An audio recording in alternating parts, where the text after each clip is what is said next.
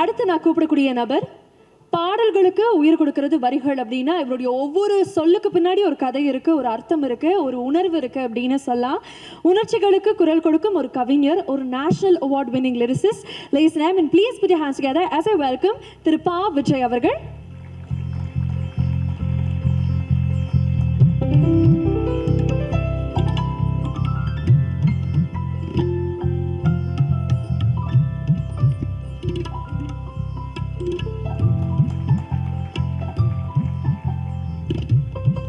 Thank you very much for joining. அடுத்ததாக நான் கூப்பிடக்கூடிய நபர் ஒரு லெஜெண்டரி சிங்கர். கிட்டத்தட்ட 30,000 பாடல்கள் பாடியிருக்கிறாரு எண்ணற்ற மொழிகளில். இவர் பாடின மொழிகளை நான் சொல்லணும் அப்படின்னா இந்த ஷோ போதாதுன்னு நினைக்கிறேன். அப்படிப்பட்ட ஒரு நபர். Ladies and gentlemen, please put your hands together as I welcome with pride Mr. Mano sir.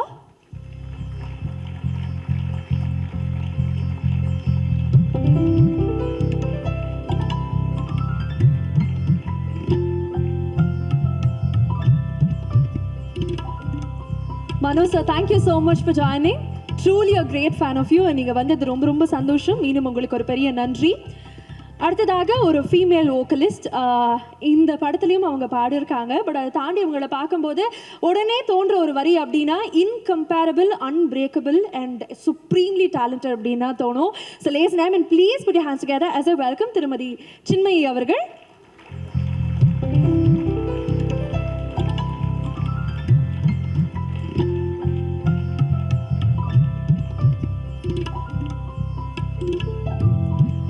Thank you very much for joining. அடுத்த நபர். ஒவ்வொரு முறை நான் இவரை பார்க்கும்போது நான் அவர்கிட்ட சொல்லுவேன், நீங்கள் இந்தியன் சினிமாவினுடைய மேக்னம் ஓப்பஸ் அப்படின்னு சொல்லி. ஏன்னா இன்ன வரைக்கும் அவர் கற்றுக்காத விஷயமும் கிடையாது, அவருக்கு தெரியாத விஷயமும் கிடையாது. இருந்தாலுமே ஒவ்வொரு நாளும் ஒவ்வொரு விஷயத்தை கற்றுக்கணும்னு நடிக்கக்கூடிய ஒரு ஆகச்சிறந்த ஒரு மனிதர், ஒரு கலைஞர், எப்பயுமே ஒரு முன்னோடியாக இருக்கக்கூடிய ஒரு நபர். Ladies and gentlemen, please put your hands together as I welcome Thiru YG Mahendran அவர்கள். Can we please have you onto the dais? Tamil சினிமாவினுடைய நிழல்களில் உலக அளவில் கொண்டு போய் மக்கள்கிட்ட ஒரு பெரிய அன்பை சம்பாதிச்சிருக்கிறாரு அப்படின்னே சொல்லலாம். இவருடைய முதல் படத்தில் ஆரம்பித்து இப்போ வரைக்குமே தமிழ் மக்களினுடைய மிக ஃபேவரட் அப்படின்னு சொல்லலாம். I would like to welcome திரு நிழல்கள் ரவி அவர்கள். தலைவாசல் இவருடைய முதல் திரைப்படம். அதில் ஆரம்பித்து இப்போ வரைக்குமே அவர்கிட்ட நான் பார்த்து வியக்கக்கூடிய ஒரு விஷயம் அப்படின்னா அவருடைய dedication and undying passion for the love of cinema. Ladies and gentlemen, please put your hands together as I welcome the veteran actor தலைவாசல் விஜய் அவர்கள். Vijay sir, a very warm welcome to you. Thank you very much for joining. Thank you. And அடுத்ததாக AP International இருந்து we would like to welcome our distributor திரு சஞ்சய் வாத்வா அவர்கள். Can we please have you on the dais? அடுத்ததாக நான் கூப்பிடக்கூடிய நபர் ஒரு versatile பர்சனாலிட்டிங்க. Touring talkies அப்படிங்கிற ஒரு சேனலுக்குள்ளே போனால் அதில் ஒரு ஷோ ரன்னராக இருக்கார். சரி, 2K கிட்ஸுக்கான அறிமுகம் அப்படின்னா ஒரு தொகுப்பாளர் அப்படின்னு சொல்லலாம். ஆனால் தமிழ் சினிமா மக்களுக்கான ஒரு அறிமுகம் அப்படின்னா இவர் ஒரு தயாரிப்பாளர், ஒரு இயக்குனர், ஒரு எழுத்தாளர், ஒரு நடிகர், வாட் நாட். நம்ம பார்த்து ரசித்த ஒரு நபர்களில் இவருடைய பேர் நிச்சயமாக உண்டு. Ladies and gentlemen, please put your hands together as I welcome திரு சித்ரா லக்ஷ்மணன் அவர்கள். அடுத்து நான் கூப்பிடக்கூடிய ஒரு நபர் செலிப்ரேட்டட் ஒரு ஃபிலிம் மேக்கர் அப்படின்னு சொல்லலாம். இவருடைய ஸ்டைலை பற்றி சொல்லணும் அப்படின்னா மாஸ் அப்பீல ஒரு மீனிங்ஃபுல் எமோஷனோட பிளெண்ட் பண்ணக்கூடிய ஒரு நபர். இவருடைய படங்கள் எல்லாமே பிளாக் பஸ்டர். அதை தாண்டி இவருடைய கதைக்கு ஒரு மிகப்பெரிய fan. Ladies and gentlemen, please put your hands together as I welcome director Lingusamy அவர்கள். நீங்கள் எல்லாருமே மேடையில் இருக்கக்கூடிய இந்த தருணத்தில் ஆனந்தமான ஒரு அனுபவத்தை கொடுக்கக்கூடிய இந்த அனந்தானுடைய ஆடியோ லான்ச் நடக்கணும்னு நாங்கள் ஆசைப்படுறோம். So can we please have the CD cut out? நீங்கள் எல்லாருமே இணைஞ்சு இந்த CDயை எங்களுக்காக அன்வீல் பண்ணணும் அப்படிங்கிறது எங்களுடைய அன்பான வேண்டுகோளாக இருக்குது. நம்ம CD அன்வீல் பண்ணுறதுக்கு முன்னாடி இன்னொரு முக்கியமான நபரை மேடைக்கு கூப்பிடணும்னு ஆசைப்படுறோம். பிக் பாஸ் மூலமாக அதுக்கு முன்னாடி ஒரு தொகுப்பாளராக, அதுக்கப்புறம் பிக் பாஸ் போய் ஒரு நடிகையாக இதுலேயும் நடிச்சிருக்கிறாங்க. Ladies and gentlemen, please put your hands together as I welcome the supremely talented Abirami அவர்கள். Can we please have you on the dais as well? Abirami அவர்களுடைய பரதநாட்டியம் டான்ஸுக்கு நான் ஒரு பெரிய ஃபேன். அவ்வளோ கிரேஸ் இருக்கும், அவ்வளோ எலிகன்ஸ் இருக்கும். மீண்டும் அவங்க மேடையில் ஜாயின் பண்ணது எங்களுக்கு ஒரு பெரிய சந்தோஷம். இப்போ எல்லாருமே இணைஞ்சு எங்களுக்காக இந்த ஆடியோவை அன்வீல் பண்ணணும் அப்படிங்கிறது எங்களுடைய ஆசையாக இருக்குது.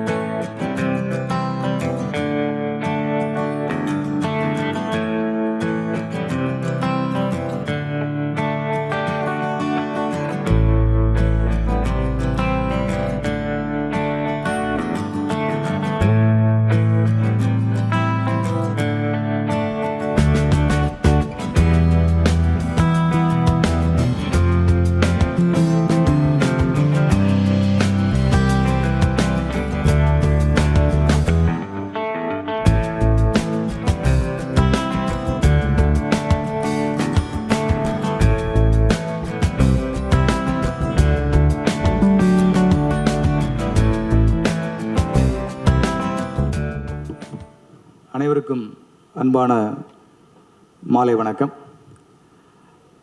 இந்த ஒரு பெருமை மிகுந்த நேரத்தில் என்னுடைய உரையை மிக சுருக்கமாக நிறைவு செய்யணும்னு ஆசைப்படுறேன்.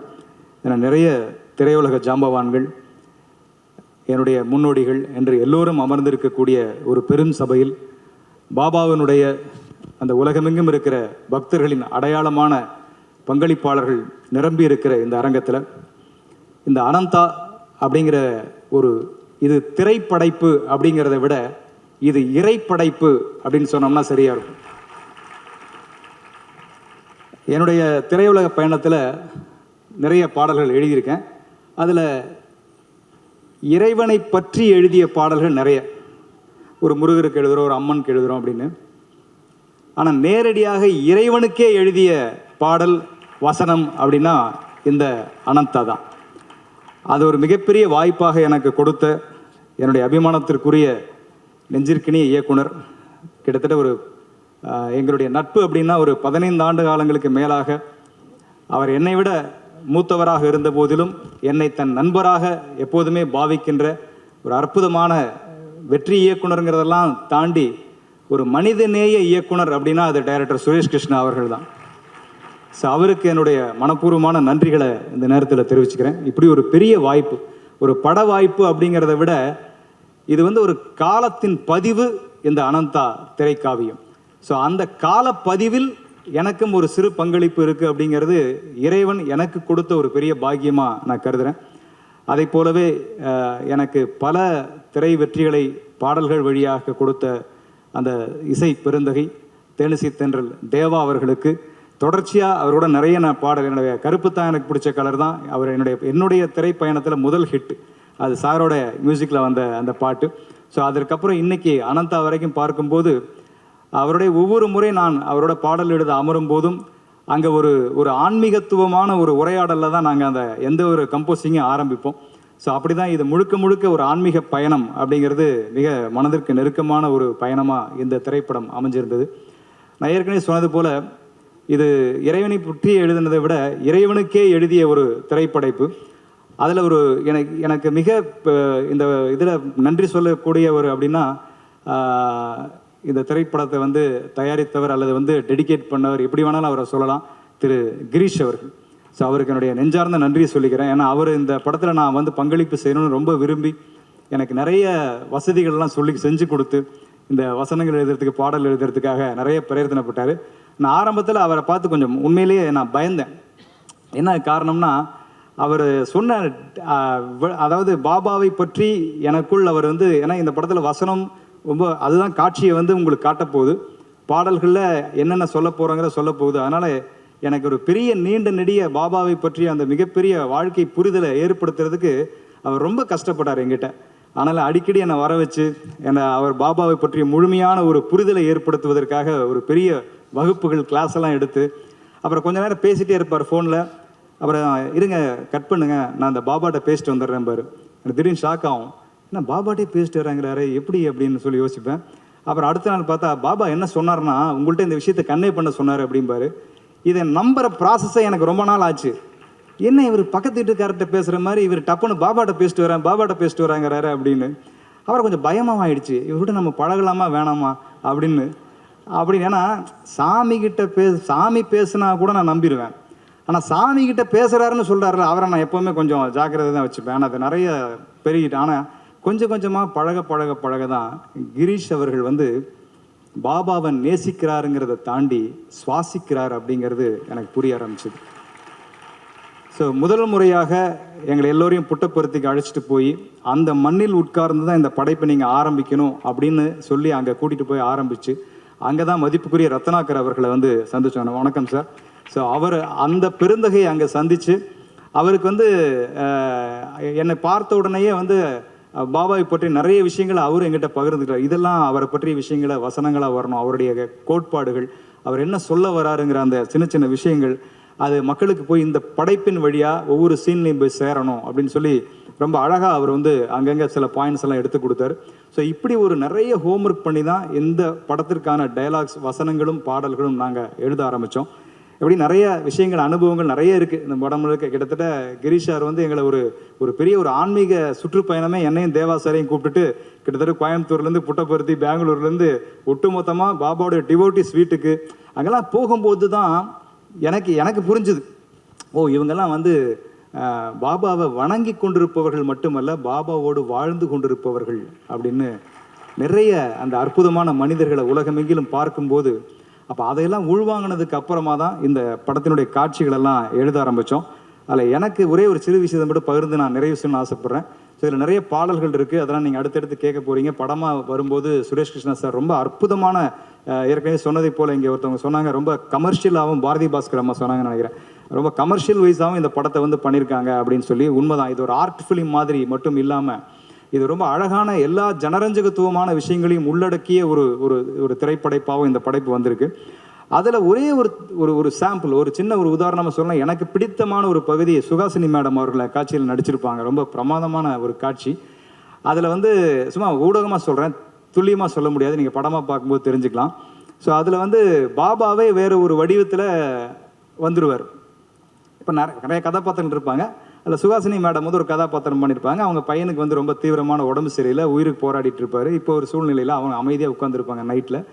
இப்போ எல்லாரும் போயிடுவாங்க. இப்போ பாபாவே வந்து வேற ஒரு மனித வடிவத்தில் அங்கே வந்திருப்பார். இது வந்து தீவிரமான பக்தை தான் சுஹாசினி மேடம், ஆனால் அவங்களுக்கு வந்திருக்கிறது பாபான்னு தெரியாது. ஸோ இப்போ உரையாடல் என்ன நடக்கும்னா, மனிதனுக்கும் நடக்கிற உரையாடல் இல்லை, வந்திருக்கிற இறைவனுக்கும் மனிதனுக்கும் நடக்கிற ஒரு உரையாடல். ஸோ அது எழுதுறது அப்படிங்கிறது எனக்கு ஒரு பெரிய சவாலாக இருந்துச்சு. ஸோ மனிதன் பேசிக்கொள்கிற வசனம் வந்து நம்மளால் அனுபவ ரீதியாக உணர முடியும். ஆனால் பாபாவே வந்து பேசுகிறாரு, அப்போ அவர் எப்படி பேசுவார் ஒரு பக்தை கிட்ட அப்படின்னு நிறைய விதங்கள் எழுதி பார்த்து அது இன்னும் ஃபைன் டியூன் போயிட்டுருக்கு. இருந்தாலும் இப்போ வந்த வரைக்கும் இருக்கிறதுல ஒரு 2 விஷயங்களை மட்டும் நான் பகிர்ந்துன்னு ஆசைப்பட்றேன். அப்போ அந்த தாய் வந்து தன்னுடைய மகன் குணமாகணும்னு சொல்லி ரொம்ப வேண்டிப்பாங்க. அப்போ பாபா அங்கே வந்திருப்பார் வேற ஒரு வடிவத்தில். அப்போ சொல்லுவாங்க, அப்போ அந்த அம்மா கேட்பாங்க, இது நியாயமா டாக்டர், இந்த மாதிரி உங்களை நம்பி தான் நான் இருக்கேன், ஆனால் இந்த பையன் இப்படி வந்து துன்பப்படுறானே அப்படின்னு சொன்னோன்னே வந்த அந்த பாபா வடிவத்தில் வந்த மனிதர் பேசுவார், நீங்கள் தவறாக கேட்குறீங்கம்மா, முன்ன மாதிரியே கேளுங்க, எனக்கு என் மகன்தான் வேணும் அப்படின்னு முந்தி எவ்வளவு ஆழமான நம்பிக்கையோடு கேட்டீங்களோ இப்போவும் அதே நம்பிக்கையோடு கேளுங்க அப்படின்னு சொல்லுவார்.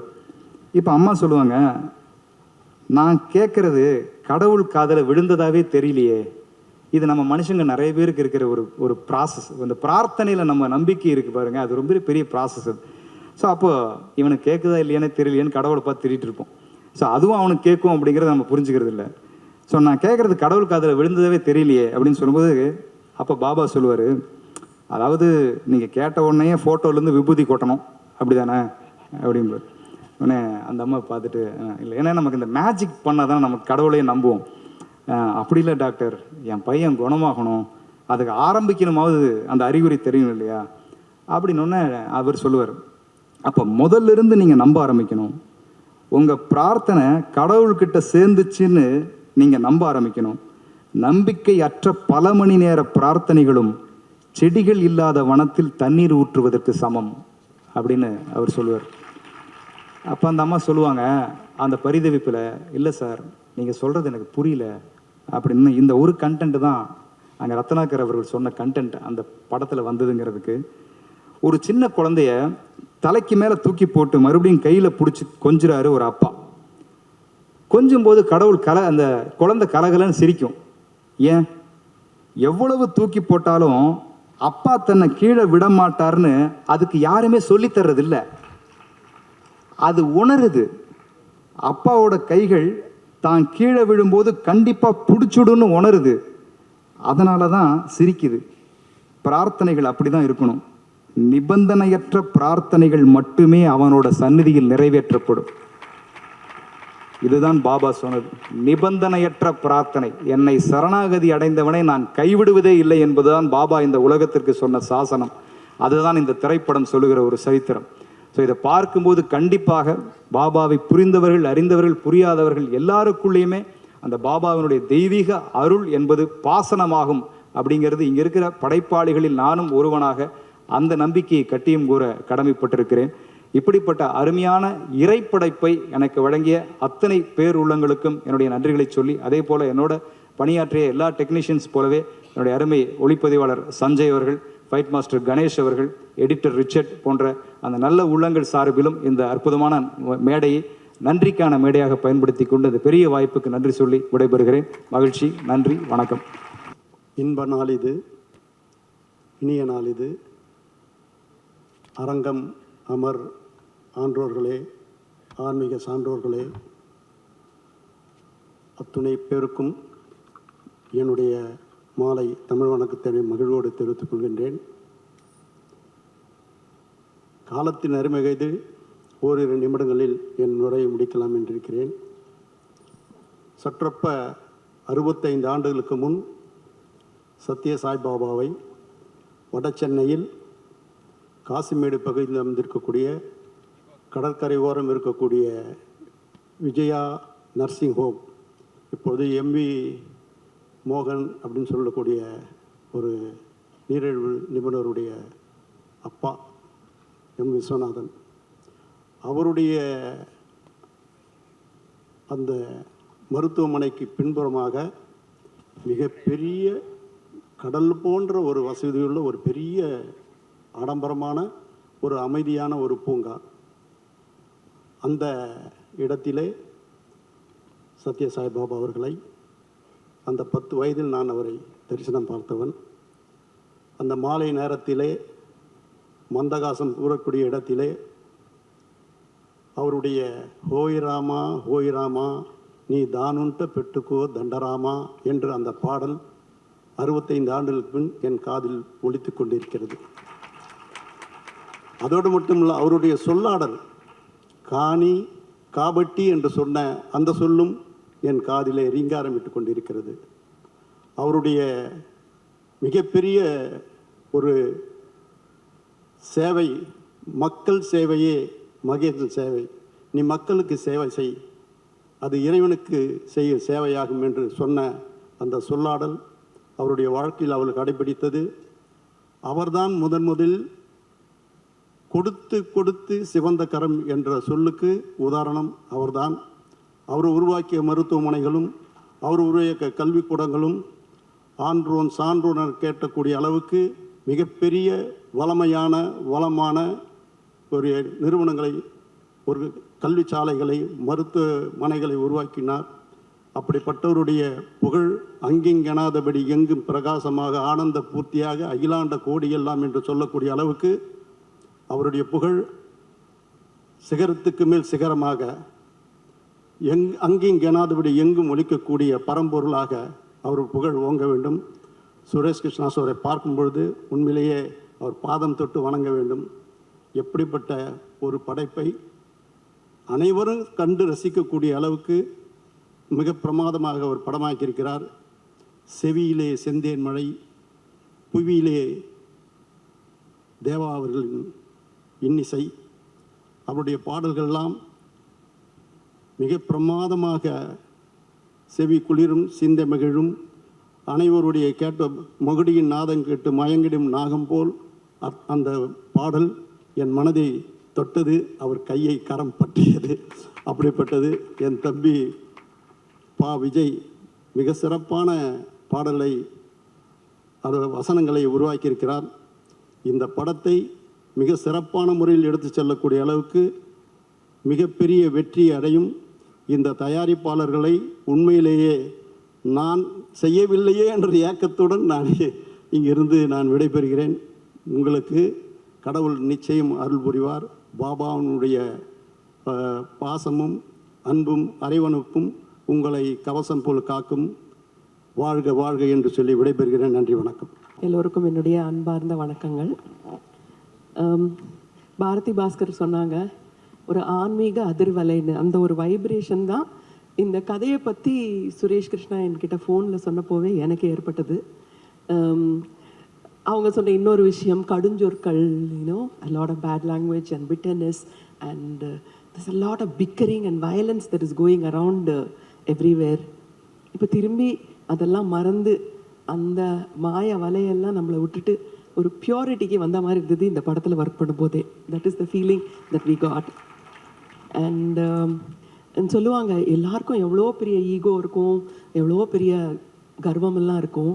ஆனால் when you lose something or when you're completely down and out, when your knees hit the ground of helplessness, some miracle that happens in you that makes you believe in the world all over again. So I think that has happened to all of us. நம்ம வாழ்க்கையில் எல்லாருக்கும் ஒரு தடவை நடந்திருக்கு. எதுவுமே முடியாமல் கையால் ஆகாத மாதிரி போகும்போது தான் நமக்குள்ள ஒரு மிரக்கல் நடக்கும். அந்த மாதிரி இந்த ஃபிலிம் வந்து, இந்த கதை வந்து மக்களுக்கு போய் சேரணும் அப்படிங்கிறது வந்து எங்களுடைய ஆசை. சுரேஷ் கிருஷ்ணாவோட எக்ஸலண்ட் எஃபர்ட்டு. அந்த படத்தோட ஷூட்டிங் மொத்தமாகவே அவங்க சொன்ன அந்த ஆன்மீக அதிர்வலை இருந்தது. என்னை வந்து காசிக்கு கூட்டிகிட்டு போனாங்க. நானாக வந்து காசிக்கு போயிருப்பேனான்னு எனக்கு வந்து நான் வாழ்க்கையில் கூட நினச்சி கூட பார்த்ததில்ல. ஆனால் சுரேஷ் கிருஷ்ணாவோட நல்ல மனசு, அவர் என்னை விட எங்கள் அம்மா வரணும்னு ரொம்ப ஆசைப்பட்டார்.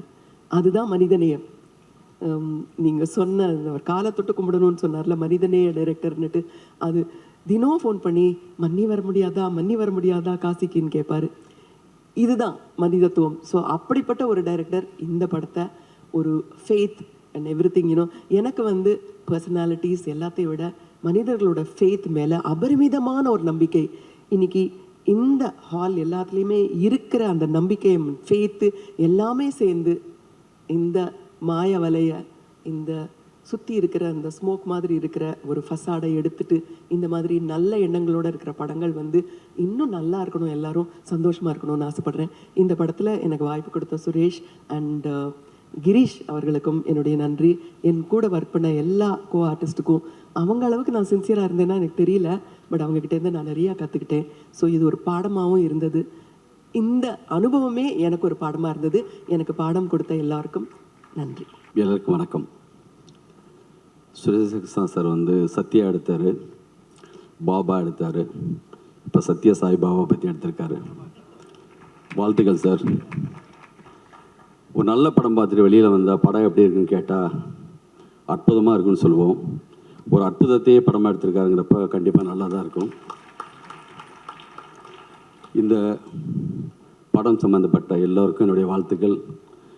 ரத்னாகர் அவங்கள பார்க்கும்போது அதே கண்கள் மாதிரி இருக்குது. வாழ்த்துக்கள் சார். இந்த மாதிரி ஒரு பெரிய முயற்சி எடுத்து செய்கிறதுக்கு ஒரு பெரிய மனசு வேணும். கிருஷ்ணமூர்த்தி சார் பாபா கிட்ட போய் அப்பப்போ பேசி வரதா சொன்னாங்க. நிச்சயமாக மிக நல்லா வரும். ஏன்னா சுரேஷ் சார் வந்து எதை தொட்டாலும் ரொம்ப அழகாக இருக்கும். அவர் வந்து அண்ணாமலை மாதிரி கமர்ஷியல் படம் எடுக்க தெரியும், ஆகா மாதிரி ஒரு நல்ல படம் எடுக்க தெரியும். நான்லாம் அவர்கிட்ட அசிஸ்டண்ட்டாக செய்யறதுக்காக வெயிட் பண்ண ஒருத்தன். அவருடைய பெரிய ஃபேன் நான். இந்த படம் சம்மந்தப்பட்ட எல்லாருக்கும், சுகாசினி மேடம் எல்லாருக்கும் என்னுடைய வாழ்த்துக்கள். தேவா சார், பா விஜய், ரவி சார் எல்லாருக்கும் என்னுடைய வாழ்த்துக்கள். நன்றி, வணக்கம். உலகமெங்கும் கோடான கோடி டிவோட்டிஸ் பகவான் சத்ய சாய் பாபாவுக்கு இருக்காங்க. அவருடைய படத்தை நான் இசையமைக்கிற பாக்கியம் கிடைச்சதுன்னா அது பூர்வ ஜென்ம பலன்தான். ஓம் சத்ய சாய்ராம். இதுக்கு அண்ணாமலை படத்தின் மூலம் தான் எனக்கு வந்து இந்த உலகத்திலே ஒரு அட்ரஸ் கிடைச்சதுன்னா அது சுரேஷ் கிருஷ்ணா சார் அவர்கள் தான். டைரக்டர் சுரேஷ் கிருஷ்ணாவுக்கு எனக்கு இந்த ஒரு வாய்ப்பை கொடுத்த டைரக்டர் அவர்களுக்கு என்னுடைய வணக்கத்தை நான் நன்றியும் தெரிவிச்சுக்கிறேன். கோடான கோடி ரசிக டிவோட்டிஸ்க்கு ஒரு 5 ஃபேமிலியில் நடந்த ஒரு நிகழ்வு தான், ஒரு மிராக்கிள் தான் இந்த படம். இந்த படத்தை இப்படி ஒரு வாய்ப்பு கிடைத்ததுக்கு ரத்னாகர் சாருக்கு என்னுடைய நன்றியை நான் தெரிவிச்சுக்கிறேன். அதே மாதிரி கிருஷ்ணமூர்த்தி சாருக்கும் என்னுடைய நன்றியை தெரிவிச்சுக்கிறேன். கிருஷ்ணமூர்த்தி சார் வந்து நான் கம்போசிங் பண்ணும்போது எந்தெந்த ஒரு நல்ல மெலடி எந்த இடம் வருதோ அங்கெல்லாம் வந்து ரசிப்பார், தலையாட்டுவார். அப்போ தான் தெரிஞ்சுக்கிட்டேன் இவருக்கு நல்ல ஞானம் இருக்குது அவருக்கு அப்படின்னு தெரிஞ்சுக்கிட்டேன். கிரீஷ் தான், தேங்க்யூ. அதே போல் இப்போ ரீரிகார்டிங்காக படம் பார்த்தேன். யாருமே நடிக்கலை, கேரக்டராகவே ஆல் த ஆர்டிஸ்ட் அப்படியே கேரக்டராகவே மாறிட்டாங்க. அப்பா இதுக்கு முன்னாடி நான் ஒரு படம் பண்ணேன், Charukesi, YG Mahendran sir. Suresh Krishna sir படத்தில் நடிக்கணும்னா நல்லா நடிக்க தெரிஞ்சவங்கள தான் கூப்பிடுவார்னு நினைக்கிறேன். அப்படியே அற்புதமான நடிகர்கள் நடிகைகள் அவர் படத்தில். ஒவ்வொரு சீனும் அப்படியே மனசை டச் பண்ணி தான் போகுது. இந்த படத்தில் நான் வந்து முக்கியமாக ஒரு வியாழக்கிழமை அன்னைக்கு கம்போசிங் ஆரம்பித்தோம். சுரேஷ் கிருஷ்ணா சார் இருந்தாங்க, பா விஜய் இருந்தார். எப்படி தான் அந்த பல்லவி எங்களுக்கு அந்த டியூன் வந்ததுன்னே தெரியல. அன்னை நீயே, தந்தை நீயே, ஆசான் நீயே, அகிலமும் நீயேன்னு ஒரு அற்புதமான பா விஜய் அவர்கள் வந்து அந்த வரியை எடுத்து கொடுத்தார். நான் கம்போஸ் பண்ணினேன். எப்படி அந்த படம் பாட்டெல்லாம் முடிஞ்சு இன்னும் நிறைய பிட் சாங்கெல்லாம் பண்ணி இந்த படம் இந்த ஸ்டேஜில் பேசும் அளவுக்கு வந்திருக்குன்னா அது எல்லாம் அவன் செயல். இது நம்மளால முடியாது. அப்படி ஒரு அற்புதமான காவியம் இது. இந்த படத்தை முக்கியமாக நான் நன்றி சொல்லணும்னா என் பாடலுக்கு உயிரூட்டிய பாடகர்கள். ஹரிகரன் சார் அற்புதமாக பாடியிருக்கார். நீங்கள் கேட்டீங்க என்ன அவர் அந்த பாவம், அந்த வார்த்தைகள் அவ்வளோ அழகாக பாடியிருக்கார். என் தம்பி மனோ அவர்களுக்கும் என்னுடைய நன்றியை நான் தெரிவிச்சுக்கிறேன். சிம்மை அவர்கள் அவங்க எல்லாரும் நல்லா பாடியிருப்பாங்க. இந்தி காயத்ரி பாடியிருப்பாங்க. இன்னொரு ஹிந்தி சாங் குணால் அவர்கள் பாடியிருப்பாங்க.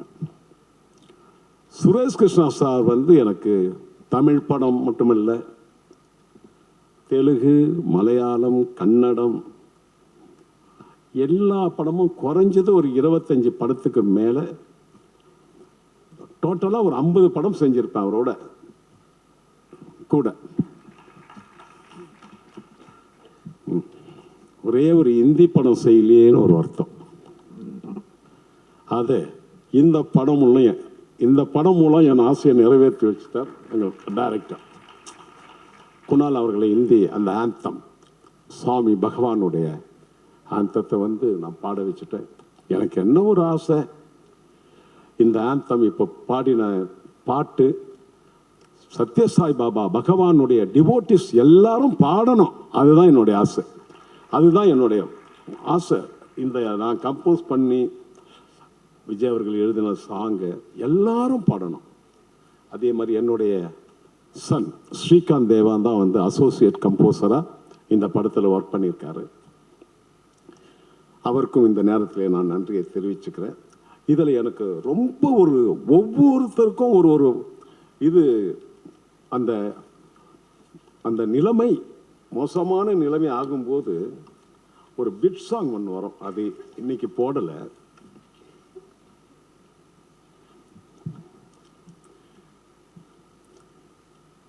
இதயத்தில் சோகம் ததும்பிடும் போது, இமைகளில் ஈரம் அரும்பிடும் போது,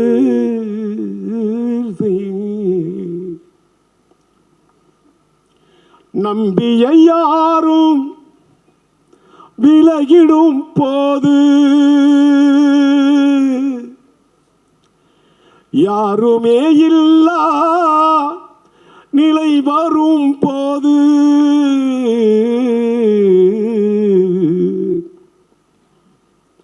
யாரை அழைப்பேன் நெஞ்சிலே பாபா, யாரை அழைப்பேன் நெஞ்சிலே பாபா, யாரை அழைப்பேன் நெஞ்சிலே, யாரை அழைப்பேன் நெஞ்சிலே பாபா, யாரை அழைப்பேன் நெஞ்சிலே. இது என்ன அப்படியே இது ஒரு தெலுங்கு, ஹிந்தி, தமிழ் அப்படி உருகி எல்லாரும் பாடியிருப்பாங்க. அவங்களுக்கு எல்லாருக்கும் இந்த நேரத்தில் என்னுடைய நன்றியை நான் தெரிவிச்சுக்கிறேன். பா விஜய் தமிழ் எழுதினாங்க. அதே போல் தெலுங்கில் வந்து சாஸ்திரி அவர் எழுதியிருக்காரு. ஹிந்தியில் வந்து சமீர் சார் எழுதியிருக்காங்க. அவர்களுக்கும் இந்த நேரத்தில் நான் நன்றியை நான் தெரிவிச்சுக்கிறேன். ஒரே ஒரு விஷயம், பாபா எல்லா டிவோட்டிக்கும் மிராக்கள் நடத்தியிருக்கார். நான் 8th ஸ்டாண்டர்ட் படிக்கும்போது, ஒரு சின்ன கதை தான். 8th ஸ்டாண்டர்ட் படிக்கும்போது என்னுடைய கிளாஸ் டீச்சர் திரு சுதாகர் அவர்கள் ஒரு நாள் ஒரு காலையில் கேட்டார், தேவா உனக்கு தபலா வாசிக்க தெரியும் தானேன்னு கேட்டார். நான் வாசிப்பேன் சார் அப்படின்னு. நாங்கள் ஆலந்தூரில் சென்ட் தாமஸ் மவுண்ட்டில் அவர் வீடு. வாரம் நாங்கள் பஜன் நடத்துகிறோம் சத்ய சாய்பாபா மேலே. நீ தபலா வாசிக்க வருவியாங்கன்னார். கண்டிப்பாக வரேன் சார்னு. நான் ஏன் வரேன்னு சொன்னேன்னா, அவர் பாபா மேலே எனக்கு நம்பிக்கை இல்லை, அதுக்காக வரேன்னு சொல்லலை.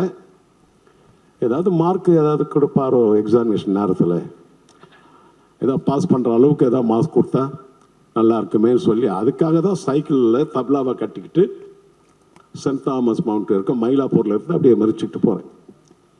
ஆனால் பாபா மேலே நம்பிக்கை இல்லை, சுதாகர் மார்க்கு மேலே தான், சாரோட மார்க்கு மேலே தான் எனக்கு நம்பிக்கை. போனேன். அங்கே ஒரு 5:30 மணி 6 மணிக்கு பஜன் ஆரம்பித்தாங்க. பாபா ஃபோட்டோவுக்கு முன்னாடி நான் தபலா வச்சுட்டு வாசிக்கிறேன், இன்னொருத்தர் ஹார்மோனி வாசித்தார். எல்லாம் ஒரு 50 பேர் இருப்பாங்க.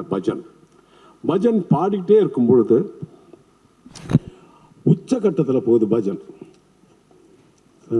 பாபா சாய் பாபா ஒரு ஸ்பீடாக போயிட்டுருக்கிற காலகட்டம். அந்த நேரத்தில் அப்படியே சாய்பாபா திருவுருவ படத்திலிருந்து அப்படியே திருநீறு கொட்டுறதை நான் கண்ணால் பார்த்தேன். அப்படியே மழை மாதிரி கொட்டுது. நான் போகும்போது பாபா மேலே நம்பிக்கை இல்லை.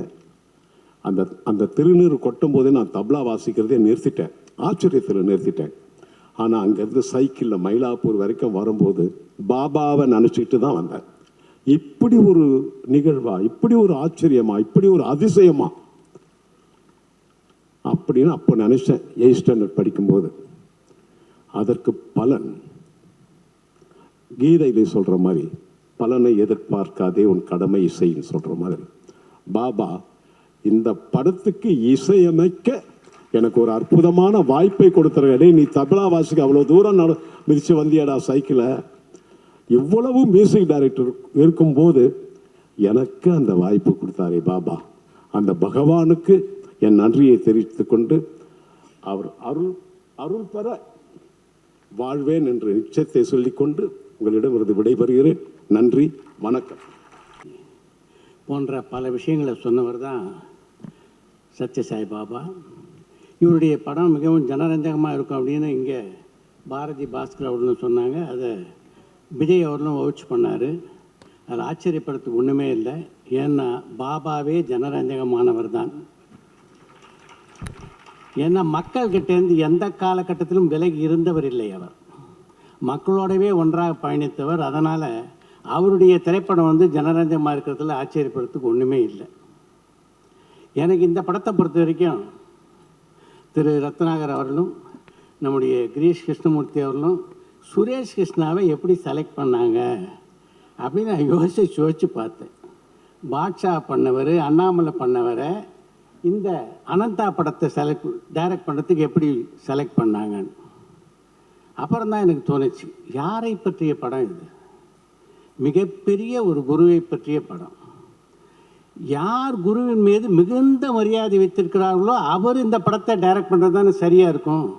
ஏன்னா தன்னுடைய குருவான பாலச்சந்தர் மீது அளப்பரிய மரியாதை கொண்டவர் தான் சுரேஷ் கிருஷ்ணா. அப்படி குருவை மதிக்கின்றவராக இருக்கிறதுனால தான் அவரை இந்த படத்தை டைரக்ட் பண்ண செலக்ட் பண்ணாங்க அப்படின்னு எனக்கு தோணுச்சு. அப்புறம் இன்னொரு விஷயம் நாம் பார்க்கலாம். அவரை பொறுத்த வரைக்கும், சுரேஷ் கிருஷ்ணா பொறுத்த வரைக்கும் எப்போவுமே லக்கி. சினிமா உலகத்தினுடைய சூப்பர் ஸ்டாராக இருந்தாலும் சரி, ஸ்பிரிச்சுவல் உலகத்தினுடைய சூப்பர் ஸ்டாராக இருந்தாலும் சரி, அவங்க படத்தை டைரக்ட் பண்ணக்கூடிய வாய்ப்பு அவருக்கு தான் அமையும் அப்படின்னு நினைக்கிறேன்.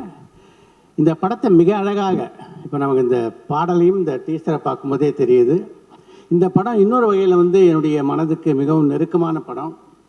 ஏன்னா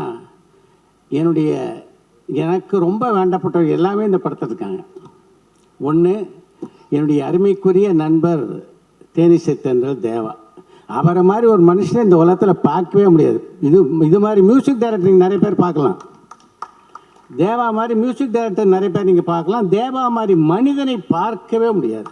அப்படிப்பட்ட ஒரு மனிதர். அவரோட நெருங்கி பழகினவங்களுக்கு இன்னும் நல்லா தெரியும் அவரை பற்றி. அதே மாதிரி இந்த படத்தில் நடித்த நட்சத்திரங்கள், நான் சுகாசினி பற்றி நினைப்பவே நினச்சிக்குவேன். திறமை இருந்ததுன்னா எந்த காலகட்டத்திலும் வந்து இந்த கலை உலகம் கைவிடாது அப்படின்றதுக்கு சுகாசினி ஒரு சிறப்பான உதாரணம்.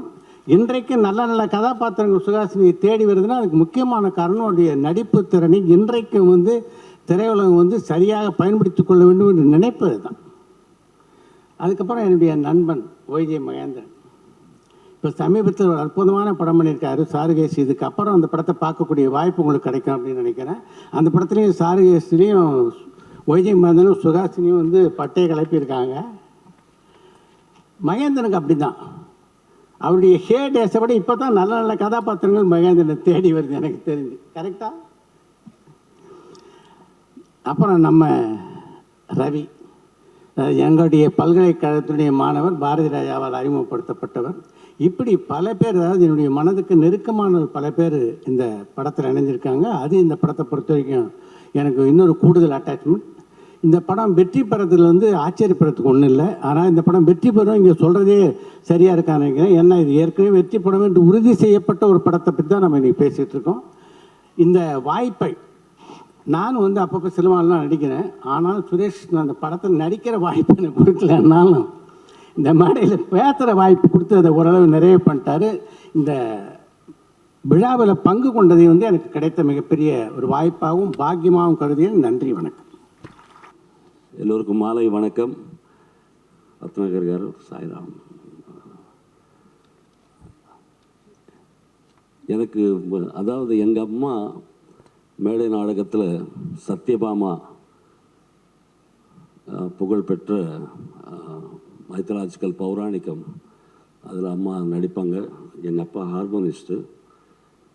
நான் சின்ன வயசில் பாபா கிட்ட கிருஷ்ண துலாபாரம் அந்த ட்ராமாவுக்கு ஒரு 2 times போயிருக்கேன். ஒரு 7-8 வயசில் ஒரு வாட்டி, 11, 12, 13 வயசில் ஒரு வாட்டி. அப்போது நான் சைல்டு ஆர்டிஸ்ட் ஆகிட்டேன் ஃபிலிமில். பாபாவை பார்க்கும்போது, அவ்வளோ க்ரௌடு பார்க்கும்போது எனக்கும் ஏதாவது கையில் கொடுப்பாரா அப்படின்னு சொல்லி ஆசைப்பட்ட பக்தர்கள்னு நான் ஒருத்தன். எங்கள் மதருக்கு அவர் உட்கார்ந்து அந்த பத்திய நாடகம் அப்படியே பார்ப்பார். மினிமம் 2 hours அந்த ட்ராமா. நார்மலாக 3.5 hours 4 hours போகும்.